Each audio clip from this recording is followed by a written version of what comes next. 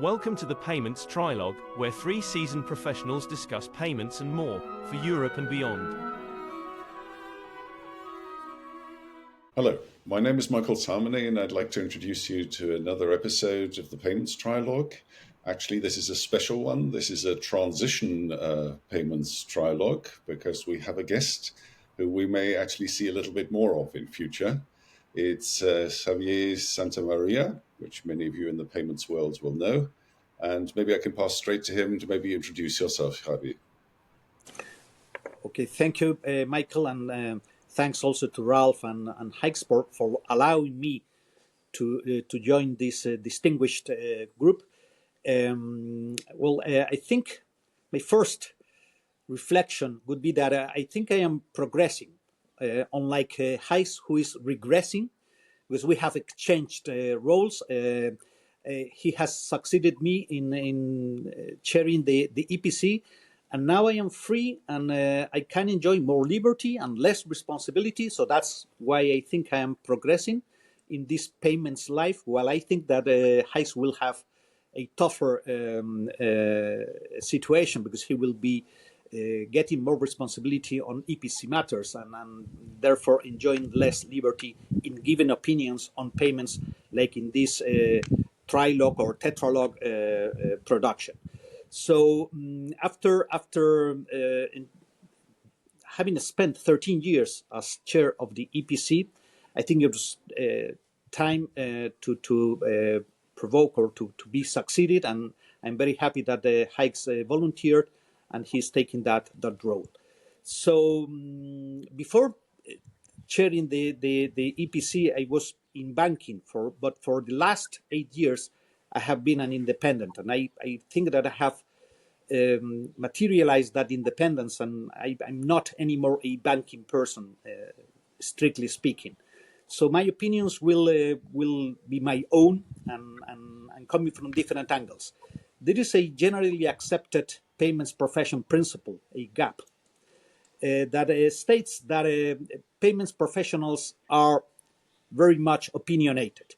That is not my case. So I hold strong opinions on some matters. On some others, I'm very mild, and in others, I'm very weak. And I have no opinion at all on some matters, even having to do with payments.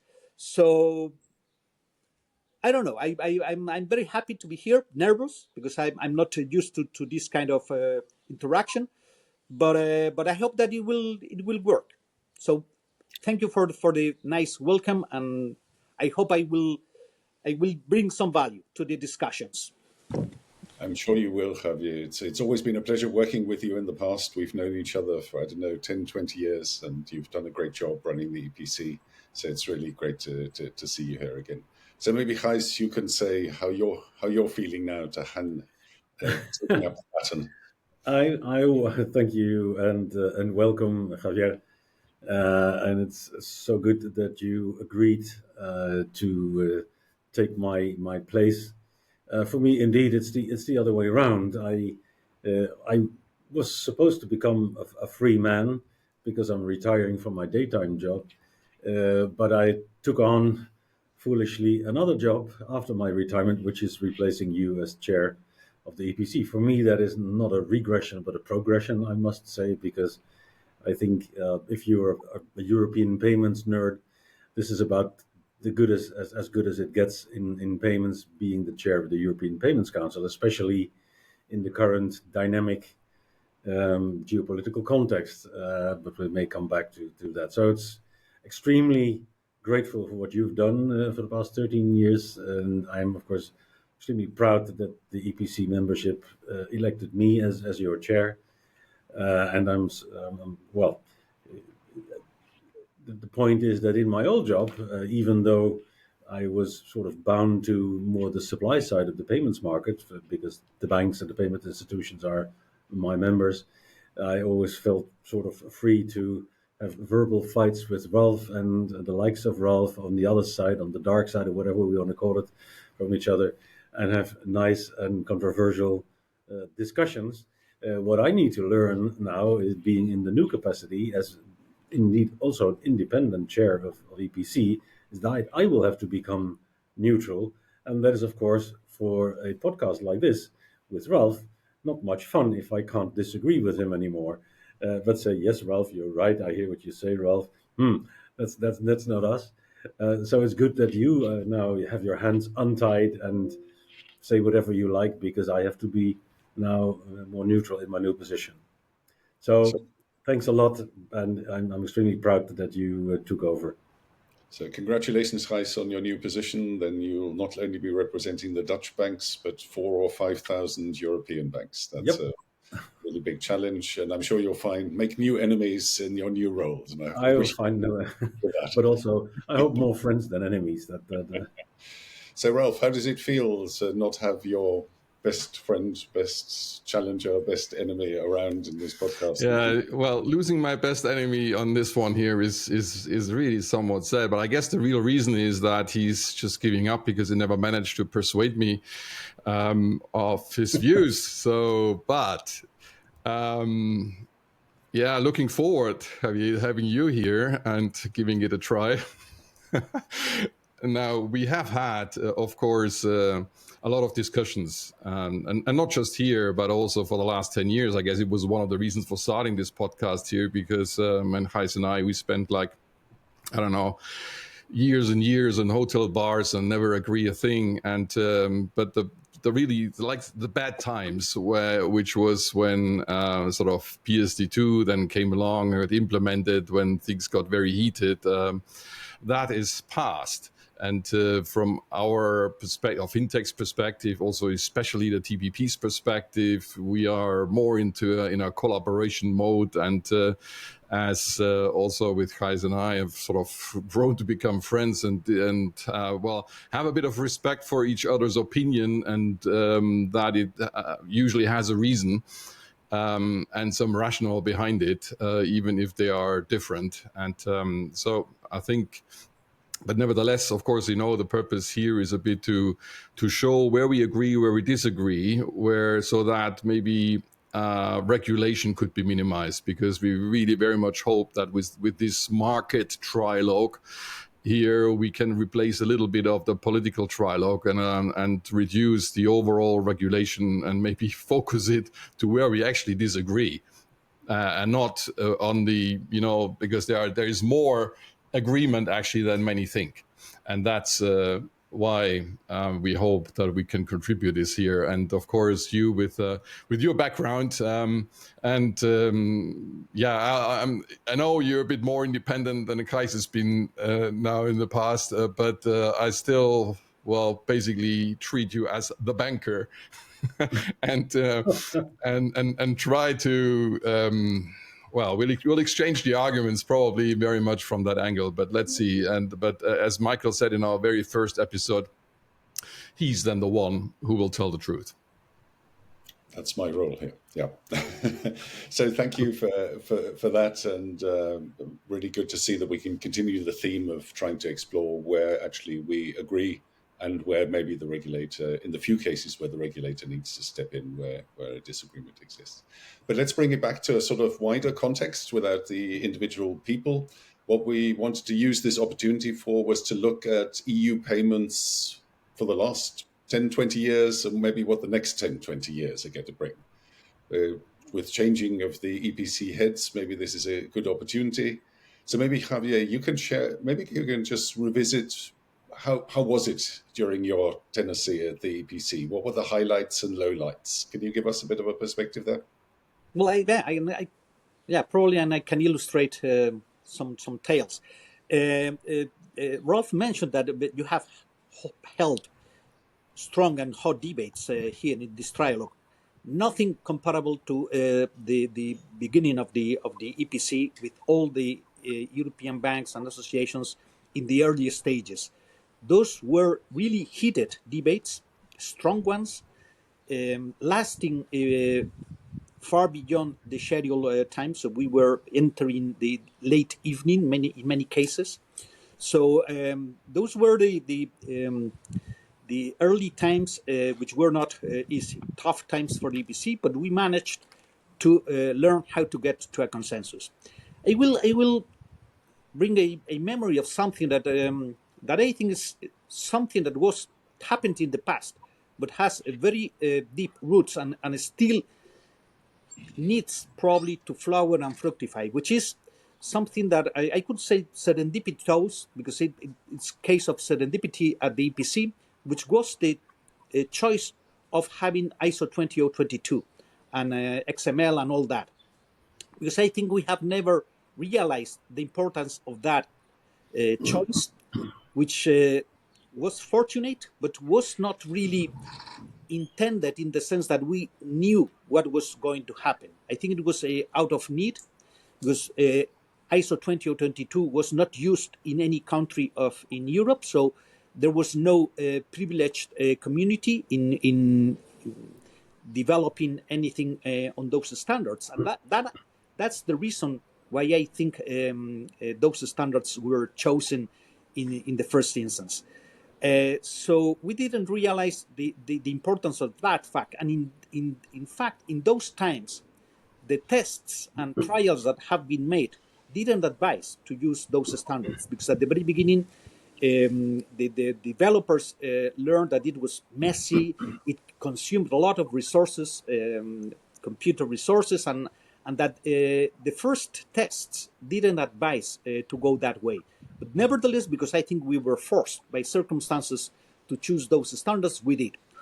And we have never exploited the vast richness and capacities and capabilities those standards provide.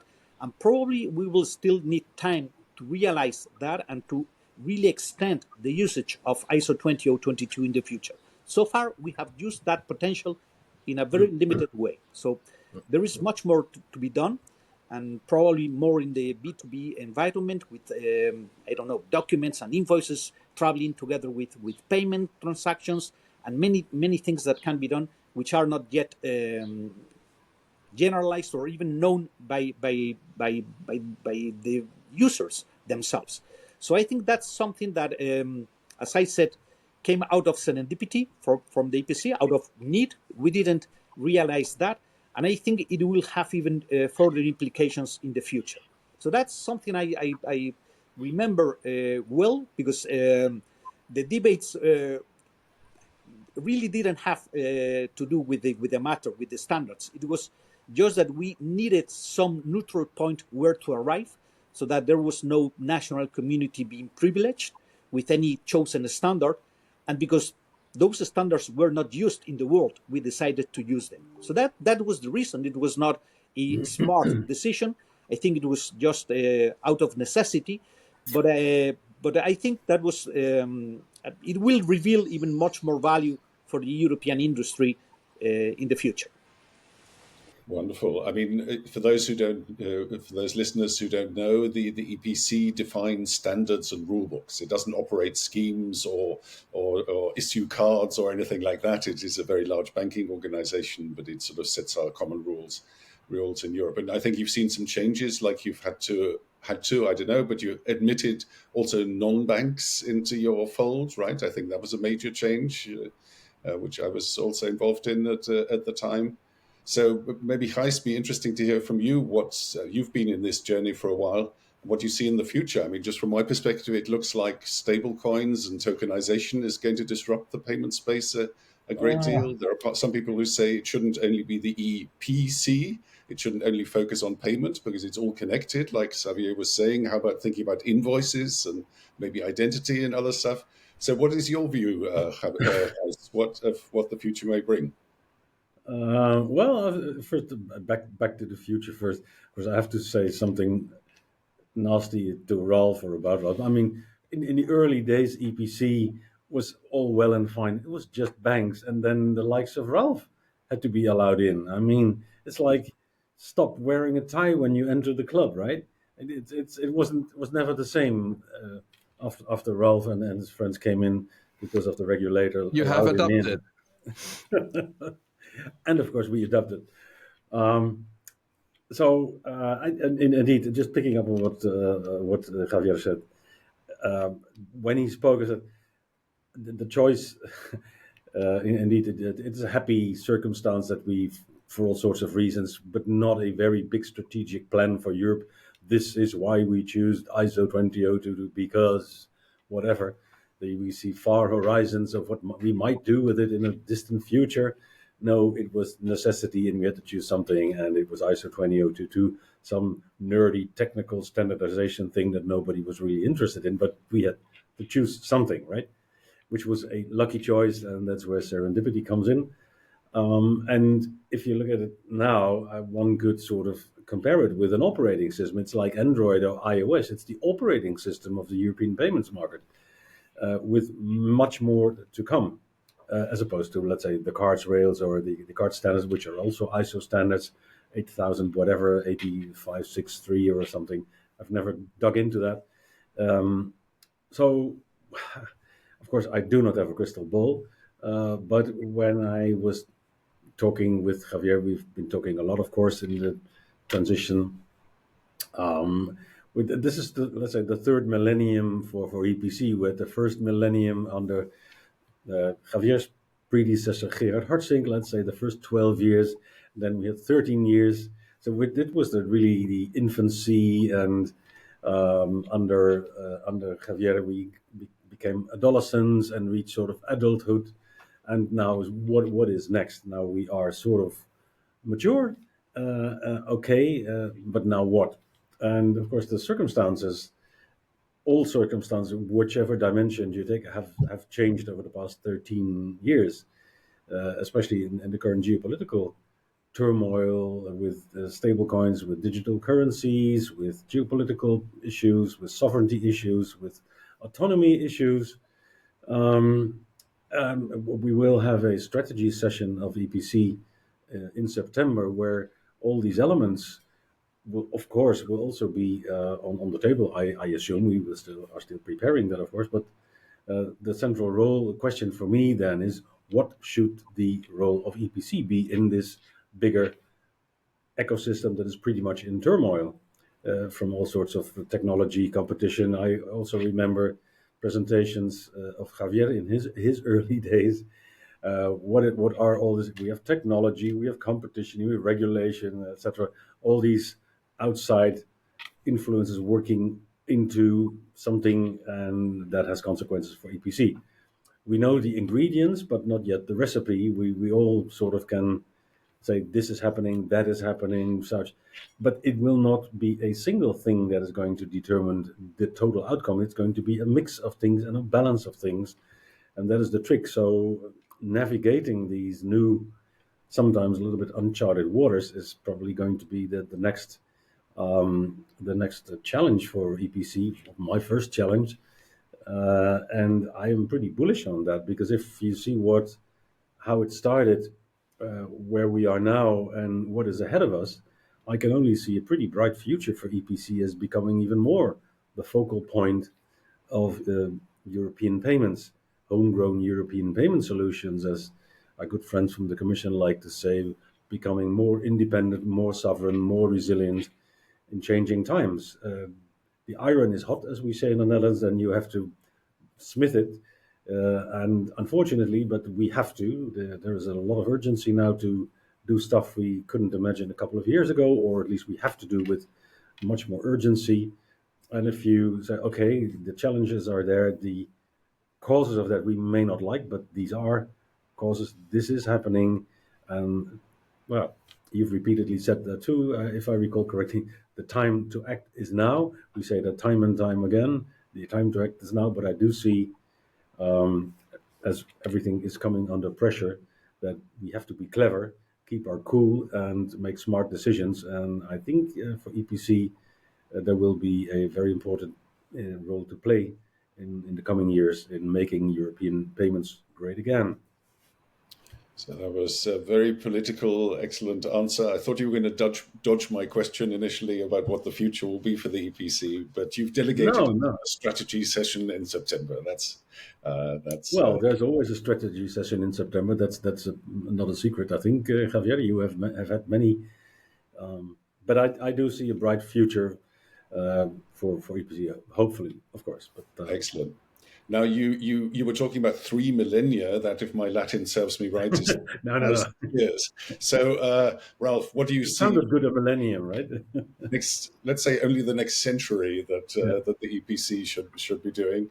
I mean, you're a big fan of all these nerdy things like ISO standards or NFC standards or QR standards. What are your hopes on the future of payments and the EPC? Many, very many. But if you allow me, I also want to have a quick look at the past, because obviously from a fintech's perspective, the last, 20 years have been, well, the first 20 years almost. Like, so it's been a bit of a roller coaster. Of course, actually, it's more like a rocket launch thing in many directions, from many perspectives of many different types and kinds of fintechs. But if I may, I want to highlight also that the TPPs go back all the way to 2003, when my friend Arturo created the first official TPP in Spain, and then soon after there was support advising in Germany, etc., and many others to follow. But I think one of the biggest changes from our perspective was PSD1. So in 2007, so when really competition was allowed in, and all these guys without ties. But that was actually before my time, because I came back to Europe in 2012. But when I came back, I actually was one of my first things was a plan to join a project or an initiative by the EPC. Who was looking at trying to combine Ideal and CharoPay and EPS into something that would have become something like EPI, I guess, at the time. But, well, it didn't work out. Let's not go through the details, but essentially, all of these discussions there were the many discussions then on open banking, and when the whole thing was handed over to the ECB, and so that's when I got involved, and of course participating there with all this PSD2 work. It was also, though, the time where we had these neobanks coming up, 2010, 11, 12, 15. I think that's where TransferWise, N26, Monzo, you name it, Revolut, etc. Came up, and I think that was also made quite a big change. And but back to home, I think one of which a lot of this has then led to PSD2, and we were looking really forward to it, but then got somewhat disappointed, in particular with the RTS. As you know, I've discussed it and mentioned it here many times. So that has really been a big problem, and has led to very, very heated back and forth between banks and TPPs and Gijs and myself and others. And but it has also led us to join the EPC. And I don't want to hide that there were a lot of discussions, because, EPIF and EMA were there before, and we felt, does this really work? But we had the impression that the EPC was really onto a mission here to move it from banks to PSPs. And therefore, I think any other alternative didn't look very promising either. And we thought, we already knew then at the time from all these difficulties with APIs, that the future must be on collaboration. It cannot be on regulation. And hence, that's how we got there. And but I think, well, to close off the past, here we are now in a situation where I think fintechs have generally had a hard time over the last couple of years, and also TPPs. We just brought everything to a halt in terms of growth. So we have had, there was TPPs growing, but now last quarter was the first time year of decline. So that's not good, and it is something. A lot has to change still, I think. And but looking back, I think we can say that a lot of more competition has come in. So we are in a different world now, 25, than we were back at at the start of the millennium. Well,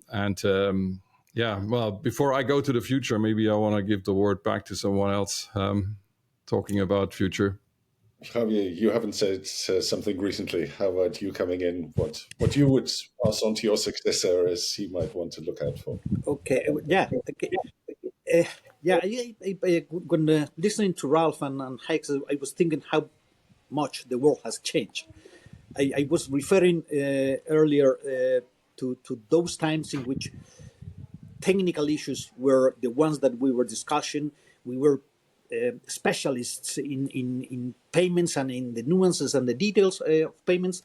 And now it seems like everything has become political and geostrategic, and we are talking about autonomy, sovereignty, and things like that, which I do not abhor. So I think we should be there as well. And what I feel is that somehow, because the debate has become so political, that technical people are kept aside somehow. So this is a debate that takes place because politicians want to do something, and then you have the administrations, the institutions leading the way, and in many cases not even allowing the civil society to have a say, which I think should not happen.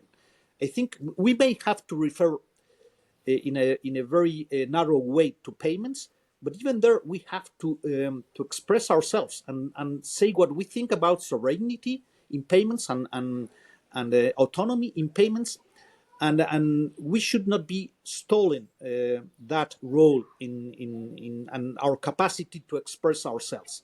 And I hope that Hikes will agree with me that the EPC should maintain its voice there as well. First, I think that all this discussion about sovereignty in payments in Europe is a red herring. So we are being misled by the authorities, and no proper analysis have been carried out about the real issue. What's sovereignty? What's autonomy? So we should stay there, and probably there is an important role for EPC to perform a good analysis of what should be done on that very specific angle as well. Can you just say a word or two more about that, Javier? Because that's a very surprising statement you made just then for me. Everybody's talking about sovereignty, and the EU is far dependent on nobody has explained what the problem is, what the circumstances are, what the problems may be, what would happen, what are the alternatives. It suddenly happened that there was a big yell, sovereignty, and there was a solution being spelled by some authorities saying this is the way we have to go to get our sovereignty. But there was no proper analysis of what were the alternatives, what were the problems, what were the costs, for instance, and what the options ahead, and what would be the best choice for our future. So it's we have been led, and I think wrongly, into the discussion that we need to achieve a autonomy and sovereignty, but we have never been explained what were the problems and what the potential solutions, the alternatives, and the analysis on which are the pros and the cons on each alternative. We have been given one alternative, and that's all. I can elaborate further, and probably in the future we could we'll talk do that about in another episode. Exactly. Yeah. That's my personal feeling. I think that we are missing a thorough analysis on the circumstances. I thought in the past that it was an urban legend that civil servants told people that something was good for them and that they had to accept it without discussion.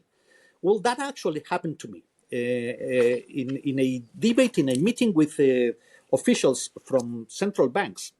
I was told that I was in disagreement with something they were proposing, and I was told that they were doing that because of my own interest and that it was better for me.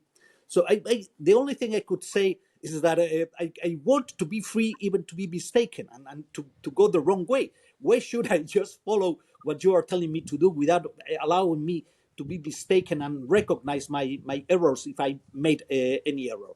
But that's, in many cases, the attitude you get from the institutional framework in Europe, that you are supposed to accept whatever you are being told. And that I think, and that's my recommendation and warning for Hikes as well, you shouldn't accept that. You shouldn't be just put aside by authorities because they feel that they are right and you are wrong. And in fact, one of the other reflections I have gotten in all these past years is that the well-known Dunning-Kruger effect, you know, it's that cognitive bias that says that many not fully competent people think that they are above the average in the knowledge or the realm of some.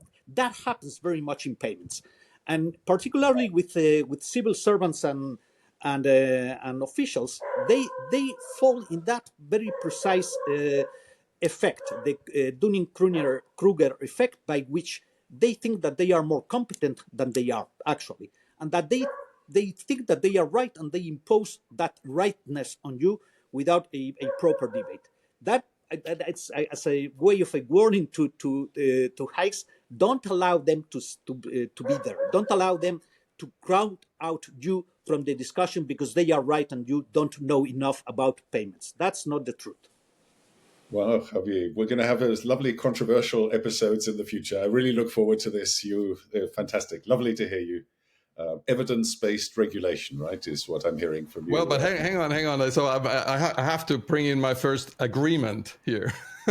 Because, of course, I mean, especially, so where I can sympathize with that a lot is with when let's say authorities explain us how TVPs are supposed to work, how account information works, how payment initiation works, and then writing it into stone in a law that is not working because they never really understood how TPPs are really working. So that's one of the reasons why we need to have this less regulation. But hang on, I'll stop again and I'll leave it to Gijs to say what he thinks about that or other things. Well, I was actually just Googling the Dunning-Kruger effect in payments. There is no example of it yet, but what it does in finance, which is that inexperienced investors may overestimate their abilities to pick stocks, analyze companies, or predict market trends, leading to poor investment choices and potential financial losses. Well, and you can transpose that to payments as well. Well, of course, I have to learn to be more neutral than I used to be. And so we are will be diverging, Javier being neutral and I'm more outspoken. I'm more outspoken and have to be a little bit more neutral. But I do see your point. And I have had in my long career in payments seen many examples on the one hand of indeed sometimes civil servants politely listening to people, to stakeholders, not only from the supply side, but also to picking and choosing arguments from stakeholders and holding them. Oh, but it's the consumers that want this, it's the retailers that want that, so you banks should do this because your customers want it, right? Because we've been talking to your customers and this is what your customers want, so we will regulate it so you can do what they want. We see it happening in a certain context, I believe, in the more well, I'm not saying that the digital currency space. We see examples of that. On the other hand, I do believe in a public-private partnership, but a real public-private partnership. I said it recently also to the Commission. A public-private partnership is not a partnership where only the private parties foot the bill or fund the business case. Put your money where your mouth is, and especially in these times of autonomy and sovereignty, and we'll get to if it's a red herring or not. But if we believe that, guys, put your money where your mouth is, help us, help the industry, put some billions on the table for the private sector to build good solutions before you start spending it on your own, whatever. Javier, you see what I mean. On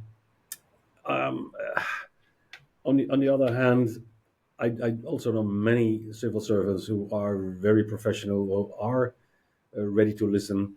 But sometimes the conclusions of what the problem is and what the solution should be, and I agree with Javier on that, it's the famous impact analyses accompanying initiative legislative proposals from Brussels, just proving that the legislative proposal is right, whereas sometimes, especially in the longer path, further down in the past, interchange fee regulation, it was not a real impact analysis. It was only pick and choose evidence that would support what they wanted to regulate. And if you then transpose that to the red herring, as Javier called it, I do believe that we do have a problem as Europe. We've been sitting back and relaxed and trusting on others' capabilities way too long, neglecting our own competitiveness. That's why I fully support the Draghi report. It is a wake-up call, just as I have always said to the industry, that PSD2 was a giant wake-up call to the incumbent banks, that they had to start being better for their customers. That was the message. It was understood. We have a clear message. If the solutions proposed to solve the problem are the clever ones, one could argue, because I said it years ago, the Americans are not just going to go away because we say boo. When I was still chair of the European Payments, the EBF's Payments Committee, we sort of demonized them. We could also have said, guys, how can you help us to become, it sounds a bit paradoxical, but how can you guys, because we created the problem ourselves, we sold everything we had to these Americans, banks made a lot of money on that, European banks, and this is a little bit crying over spilled milk. We caused this to a large extent ourselves. And the question, it's an open question to me. Yes, being more independent is good, but is building it yourself the only way, the right way? Or could you also say, guys, we want to, at least for resilience purposes, because we want to absolutely govern it fully, have full control end to end, but there may be other solutions too, but we will regulate where you have to put the data, where you do the processing. So non-EU companies, because we are such an open and free market economy here, that we generally pave the way for others to reap the benefits of what we create as internal market, including a harmonized framework, and others, more advanced, reap the benefits of that instead of doing it ourselves. And that is the funny paradox. So for me, it's a more nuanced debate. It's not, oh, we hate these guys, we're going to build our own. We don't have the money, nor the stamina, nor the knowledge or the innovation power to do that wholly by ourselves, at least not in the first 10 or 20 years probably. So clever strategies could also be based on, and that's where I come back to Ralph, maybe cooperation is also an opportunity, because I thought either Ralph or me would die, but we're still both alive and we are both happy and we can cooperate and have a good living for everybody. So and it's all open. I haven't concluded, but looking back, I was triggered by the red herring. You were very vehement about it. I didn't see you like that, so ferocious on the red herring thing. But it's a fair point. Are we doing it in a clever way? No. It's a question. Yeah. Okay. Thank you very much, Gijs, for your closing statement for today and also for this whole series. I think we're going to have some really fun, controversial discussions in the future around sovereignty, obviously. And it's going to be quite exciting because on the one hand, payments is getting increasingly complex. It's connected to AI and to sovereignty and to standards and to tokenization. And so there's an argument one needs to focus on payments and drill down in that because it's such a complex, evolving landscape. But there's another argument which says payments is connected to identity and to invoicing and to corporate services and to B2B and to all sorts of others. So an argument for opening it up. So it's going to be interesting to see how that goes and how Gijs will steer the EPC on that. So unless there's, I will miss the last minute interruptions from Gijs. So I'm going to give you your special opportunity to do that today, if you want to do that. Otherwise, no. Okay, so I would then. Well, let me then at least thank you, Gijs, and honestly, it was a real pleasure having you here in our trilogue, and looking forward to working with you in your new role as well. Same here, Ralph. I thoroughly enjoyed it, especially the open conversation with and Javier. Lots of luck. We've never really had a specific script or long preparations. We just start the conversation and have a discussion, and that is the beauty of it. Just having a conversation. I think an open-minded conversation. And so, guys, good luck in the future, and I will be watching you. Okay. No, that's been fun for all of us. So I hope all of you enjoyed this episode, which I think was surprisingly lively, which was supposed to be just a transition thing. But actually, we got a lot of fairly controversial and interesting views. So thank you all for watching. Thank you, Gijs, for your wonderful participation over all the 20 episodes or however many we did. And Javier, really welcome. And Ralph and I will really look forward to carrying this forward. So thanks all for watching, and see you next time. Bye-bye to everybody. Many thanks for watching and listening. We hope you enjoyed this episode. Looking forward to seeing you again next time.